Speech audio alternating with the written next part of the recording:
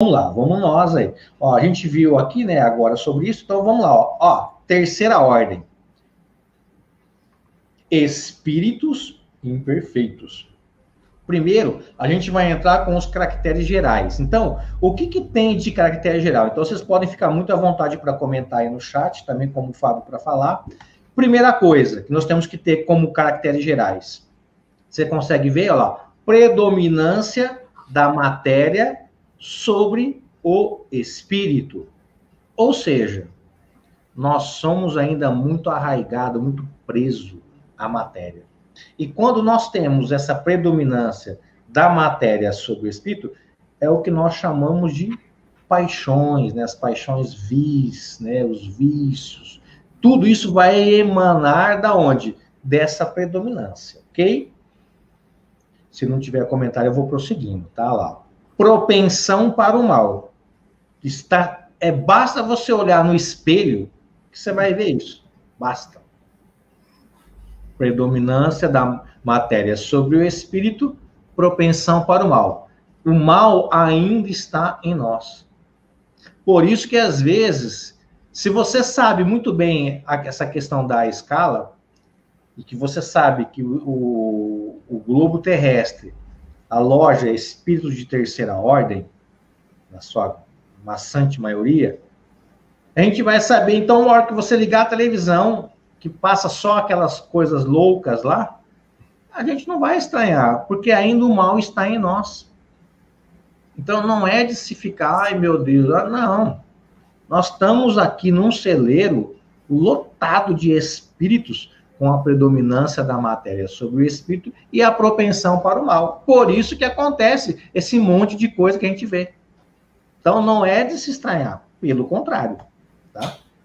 Olha lá, tem a intuição de Deus, mas não compreende. É nós. É só olhar no espelho de novo. Vai ver que é a gente. A gente tenta ter uma noção, alguma coisa relacionada, né, à divindade, ao Deus, mas, cara, a gente malemar sabe da gente, quanto mais de Deus. Olha lá. Nem todos são essencialmente maus. Tem muitos que pensam assim, mas eu não sou assim. Já vou matar aqui agora. Nem todos são essencialmente maus, mas trazemos muitas imperfeições, tá? A inteligência, ela pode aliar-se à maldade ou à malícia. Vamos fazer um retrospecto aí.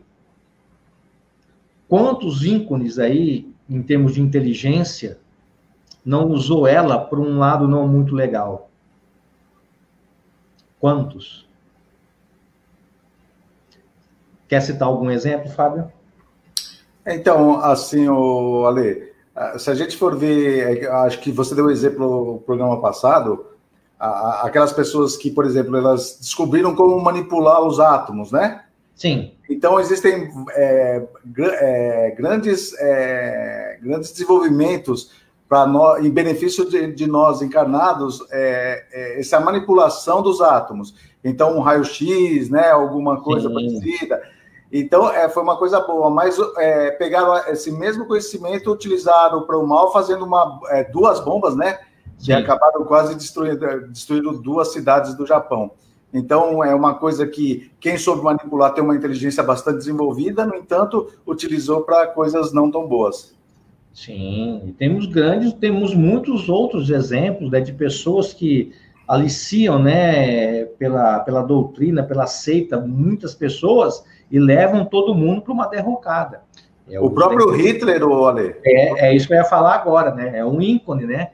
A gente poder ver, e tem outros aí também, né, que a gente pode levar para esse lado.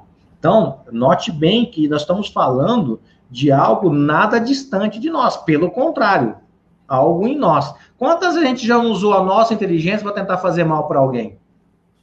A gente mesmo, claro, que em menor escala, né, não comparada, como uma bomba, como um Hitler, mas às vezes a gente já usou a nossa inteligência para tentar fazer o mal para alguém, ou a malícia, tá?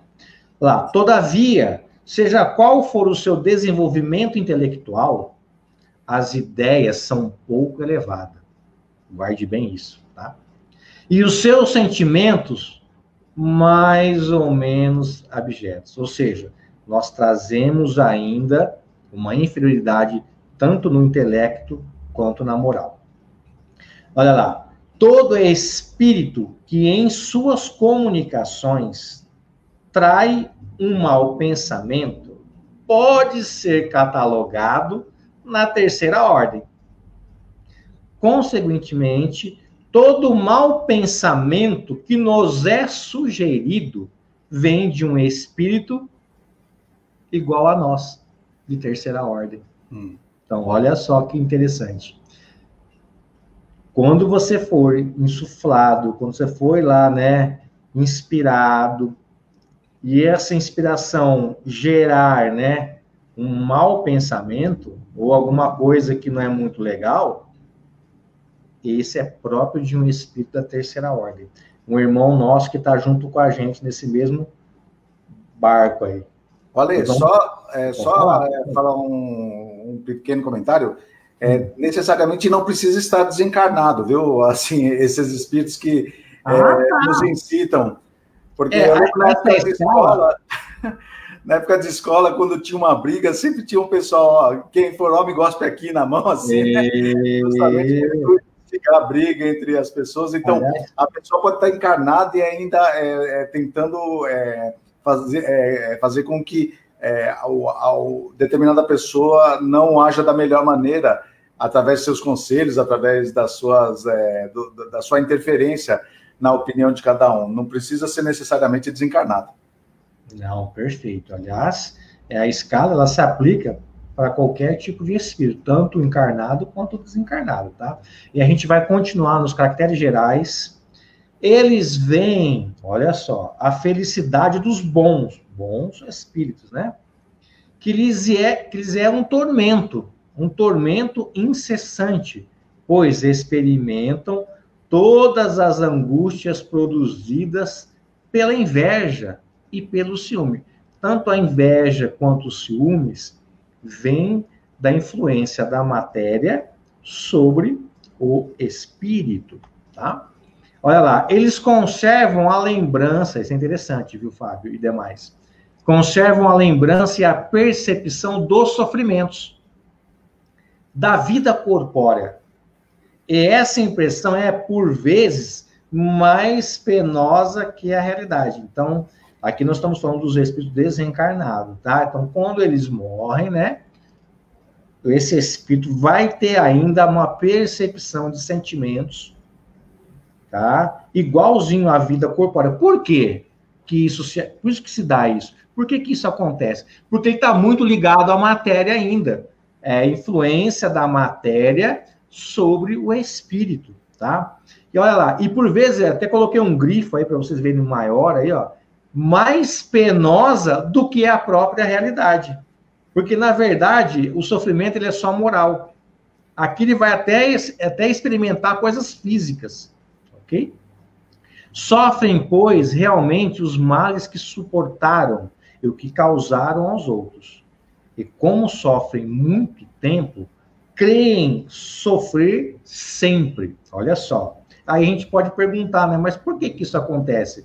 Para os punir, quer Deus que pensem que é assim. Então, olha só. Como que eu vou sair desse ciclo, né, de dor, de sofrimento? Quando eu começar a entender as leis naturais, as leis de Deus. Por isso que Deus permite que a gente pense dessa maneira, tá? Para poder chegar uma hora, não aguentar mais e começar a entrar no eixo. É mais ou menos isso que acontece.